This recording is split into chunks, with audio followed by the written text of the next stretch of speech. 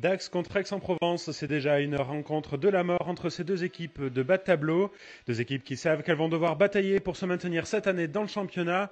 Et dans ce match des mal classés, il a fallu attendre la 25e minute pour enfin voir de l'action. Et ce sont les Dacois qui attaquent la ligne d'Aix avec ce premier point de fixation des avants rouges et blancs qui vont permettre à Romain Lacoste de se mettre en position de drop. Il a le temps, Romain Lacoste, et ça passe. 3-0 en faveur de Dax qui ouvre le score après 25 minutes de jeu. Et juste avant la pause, tout va s'accélérer avec d'abord le premier carton jaune contre Romain David. Dax va donc jouer à 14 puis à 13 après un nouveau carton cette fois-ci pour Arnaud Pic. Et là c'est dangereux pour Dax, mêlé sous leur poteau alors que c'est Aix qui domine dans ce secteur de jeu. On le voit et c'est très logiquement que Monsieur Millotte va sous les perches pour accorder un essai de pénalité à Aix.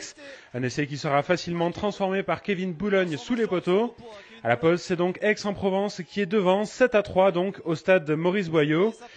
Et dès le retour des vestiaires, ça commence dès le coup d'envoi. Kevin Boulogne va vouloir dégager son camp et ses 22 mètres, mais même la caméra ne l'avait pas prévu. Il est contré par Olivier Auguste. Olivier Auguste qui suit et qui va aller jusqu'au bout de son action pour aplatir le premier essai de Dax dès le début de la seconde mi-temps.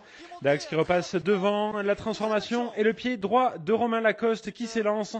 Ça passe. Dax reprend le contrôle du match.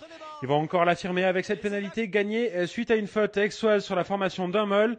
Et ça passe grâce encore une fois à la botte de Romain Lacoste et avec un peu de chance cette fois-ci, poteau rentrant. 13-7 donc après 46 minutes de jeu. Ça y est, les Dacois sont rentrés dans leur match et à la 54e minute, ils sont de nouveau à l'offensive dans les 22 mètres d'Aix. Avec d'abord ce premier point de fixation, ça sort vite, mais la défense d'Aix est en place et empêche les avants de progresser. Avec le relais maintenant de Martine Chapezoni-Restano. De nouveau, ça sort, ça repart sur l'aile avec cette succession de passes.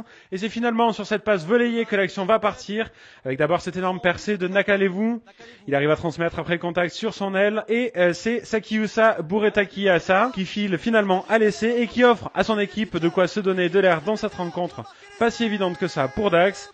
C'est Martin Pratt cette fois-ci qui transforme pour Dax. 27, c'est le score après 56 minutes de jeu pour Dax.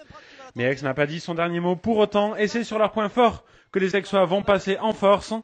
Une énième mêlée, c'est un nouvel essai de pénalité pour Aix-en-Provence qui est accordé par Monsieur Millotte.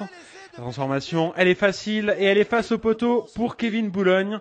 24 donc après transformation et ce deuxième essai de pénalité pour Aix-en-Provence.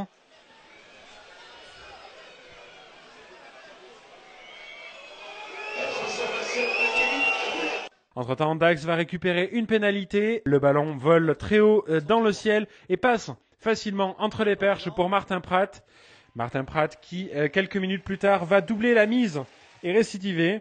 Il est en forme au pied et ça se voit 26-14 pour Dax à la 74e minute.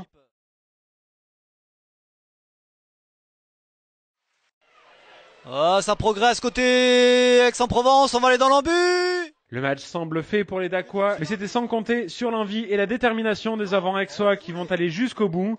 Et après une touche bien captée à 5 mètres, les gros se battent et font le travail.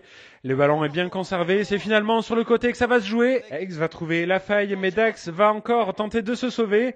L'action est très confuse, Monsieur Millotte demande l'arrêt de l'action, puis l'avis de son arbitre de touche, avant d'accorder l'essai.